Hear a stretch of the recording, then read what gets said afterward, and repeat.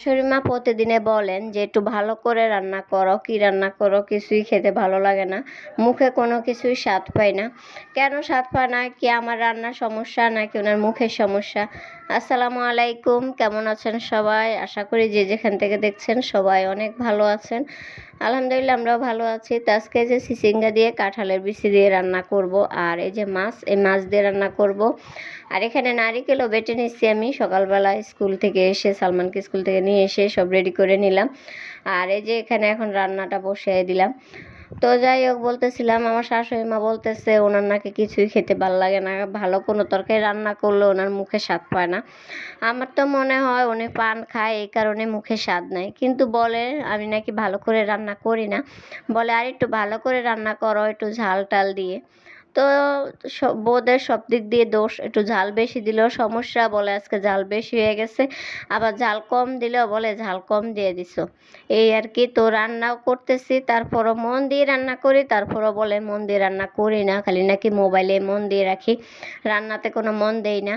তো এখানে কিন্তু আমি সব মশলা দিয়ে যে কাঁঠালের বিচিগুলো বসিয়ে দিলাম, আর একটু পানি দিয়ে দিলাম এখন। তো কাঁঠালের বিচিগুলো সিদ্ধ হলে আমি চিচিঙ্গা দিব। তো যেটা বলতেছিলাম, তো মাকে বলতেছি যে আপনি প্রতিদিন আসলে একজনের হাতে রান্না খান, তো তো এই জন্য আপনার ভালো লাগে না, আপনি একটু হয়তো বাহিরের কারো হাতে রান্না খেলে আপনার ভালো লাগবে।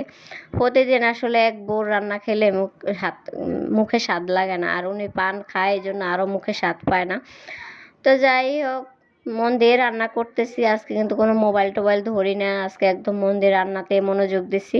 তো এখানে কাঁঠালের বিচিটা অর্ধেক সিদ্ধ হয়ে আসছে, আর আমি চিচিঙ্গাগুলো দিয়ে দিলাম। আর এখানে দিবে যে যে নারিকেল বেটে রাখছি, ওই নারিকেলগুলো দিয়ে দিতেছি।